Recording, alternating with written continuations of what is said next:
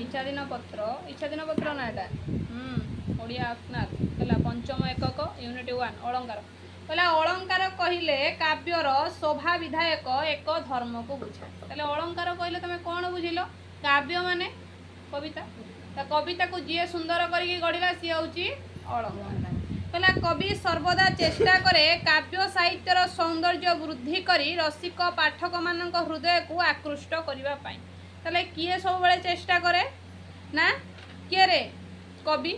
जेहेतु कविटे कविता लिखुंट तांकर चेष्टा कौन रहा इमिति कविताटे लिखिमी जोटा कि पाठक हृदय कौन कर आकृष्ट कर मोहित करदेव पाठक को बा तारी भितर कौन कर हाँ पाठकटा बुझी पारुथबो ता भितर बुड़ी जाउथबो बुझीगला तेणु कहुई अलंकरणम अलंकार अर्थात काव्यर सौंदर्य होउछि अलंकार ताले काव्यर सौंदर्य होउछि अलंकार जी कविता को सुंदर करला सी होउछि अलंकार कहला मानव शरीर सौंदर्य विधान रे विभिन्न प्रकार आभूषणर भूमिका जेपरी गुरुत्वपूर्ण सेहीपरि काव्य कविता को सुंदर तथा मनोहर करने क्षेत्र में काव्यालंकार भूमिका महत्वपूर्ण से बुझेला जमी नारीटे सजेवाई विभिन्न अलंकार परिधान करें अच्छा नारी सजेवाई जो अलंकार परिधान करे सेटा कौन मणि देखा नुहे कि किंतु एठी अलंकारटा आमको देखा जाऊ ना ये आम अर्थटा को बुझुंट नुहे कि नारी सजेले नाकरे नाकफुल कानरे कानफुल बेकरे हार पादरे पाउंजी हाथरे चूड़ी विभिन्न प्रकार अलंकार परिधान करता सजेवाई तो तेणुक जमी नारीटे सजेवाई सुंदर देखा विभिन्न अलंकार परिधान करता कौन लौकिक आम देखिपुँ एटा अलौकिक कौन आम एटा अनुभव करुँच बुझीगला ठीक से भाई करने क्षेत्र में काव्यालंकार भूमिका काव्य कविता को सुंदर करने काव्य अलंकार टी अच्छी है काव्य रूपक अलंकार टी तैयारी तौक भी से लिखिदे मनीष निज शरीर सौंदर्य को वृद्धि करने विभिन्न गहना अर्थात मथारे मथामणि बेकरे हार आंगुठी मुदी कानरे कानफुल नाकरे नाकचणा हाथ में बड़ा प्रभृति अलंकार परिधान करे ए सब अलंकार को लौकिक अलंकार कहुए जोड़ा मुझे बुझे देकी गली जोटा जो अलंकार को आम देखिपुं सेटा हूँ कौन लौकिक अलंकार किंतु काव्य स्रष्टा निज सृष्टि वैचित्र्य को अधिक सरस सुंदर भाव गढ़ी तोड़ापी जो अलंकार आश्रय नहीं थाए ताहाकू काव्य अलंकार कहुए कौन बुझेला ना किंतु काव्य स्रष्टा जी काव्य को सृष्टि करुँच सी हूँ काव्य स्रष्टा नुहे कि काव्य स्रष्टा निज सृष्टि वैचित्र्य को अर्थात निजर सृष्टि को जिते से काव्यटा को सृष्टि कले रचना कले तार सबु दिग को कौन करने ना अधिक मात्रा सरस सुंदर करके गढ़ी तोड़ापी जो अलंकार आश्रय नेला सेटा हूँ काव्य अलंकार बोली कहुए थाए देख मनीष एठी कौन सी मूर्तिकार मूर्ति गढ़ी भीतर अलंकार खोजी दौनी तो खचित करूना तो ये कौन हो ना शब्द वाक्य पद वर्ण इत्यादि को नहीं कि लिखी वर्ण प्लस शब्द प्लस पद प्लस वाक्य इज इक्वल टू अलंकार कहीं मुझे कहली ना प्रथम वर्ण आसला वर्ण को लेकिन शब्द तैयारी कले जिते शब्दटे लिखिले से शब्द आसला पद तो पद गुड़ाक मिलित होगा से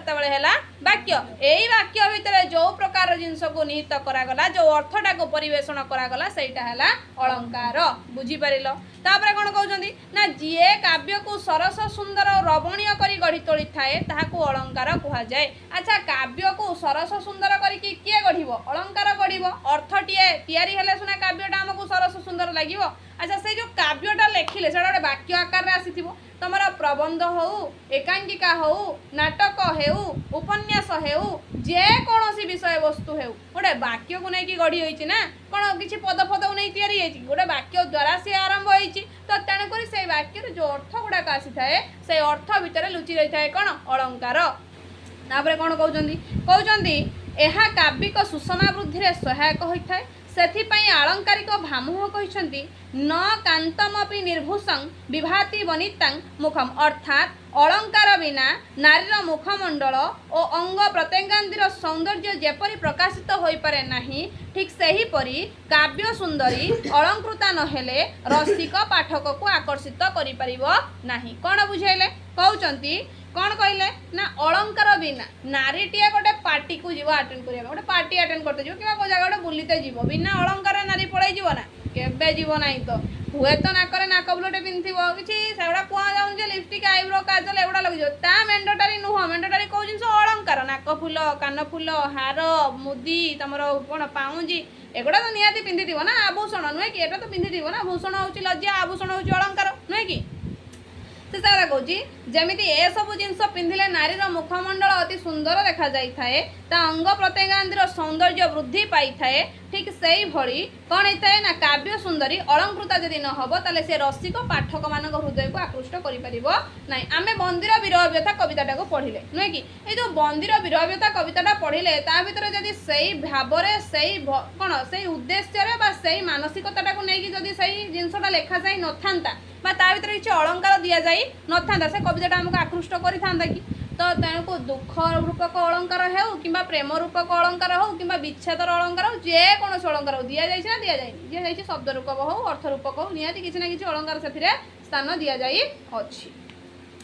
व्याकरण शास्त्र रे अलंकार परिभाषा संपर्क में कहुई अलंकरती इति अलंकार अर्थात जहाँ काव्य को अलंकृत व सुशोभित करे ताहे अलंकार कौटी कहगला व्याकरण शास्त्र रे कहगला अलंकरती इति अलंकार अर्थात काव्य को जी अलंकृत कला व सुंदर करके गढ़ी तोड़ा सेटा होची अलंकार सेहीपरि अलंक्रियते अनेन इति अलंकार अर्थात जहाँ द्वारा अलंकृत व भूषित करा जाए ताहा अलंकार जहाँ द्वारा से मंडित हैला जहाँ द्वारा से स्थान पाइला सेटा भी अलंकार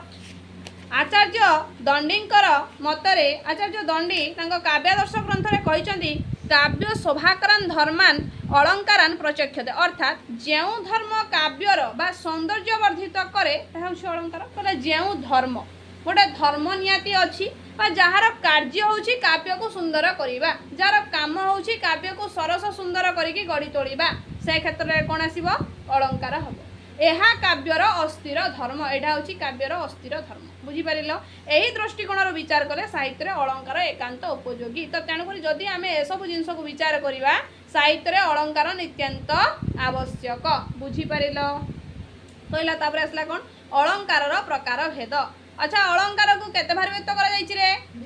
भार कौन कौन शब्द अलंकार अर्थ अलंकार अच्छा शब्द अलंकार क्या कहवा जी शब्द को सरस सुंदर कला से शब्द अलंकार जी अर्थ को सरस सुंदर कला से अर्थ अलंकार एति बुझी पारल पुणी शब्द को केते भार व्यक्त कर शब्द को केते भार व्यक्त कर तीन भार कौन कौन अनुप्रास जमक श्लेष अर्थ अलंकार को केते व्यक्त कराई पांच भारे कौन कौन उपमा उपमा रूपक उत्प्रेक्षा व्यतिरक विभागना बुझीला ताले अलंकार रे एतिकी डेफिनेशन क्लियर हेलो ना क्लियर हेलो नाही ताले अर्थ अलंकार तुम माने बुझी पारलो शब्द को सरस सुंदर करके जी गढ़ी तोड़ा सी हूँ अर्थ अलंकार तापर हूँ आमर हूँ कौन शब्द अलंकार कहले जी शब्द को सरस सुंदर करके गढ़ी तोड़ा सी हूँ शब्द अलंकार ताले शब्द अलंकार को तीन बार व्यक्त करागला कौन कौन ना अनुप्रास जमक श्लेष अर्थ अलंकार को पांच बार व्यक्त करागला उपमा रूपक व्यतिरेक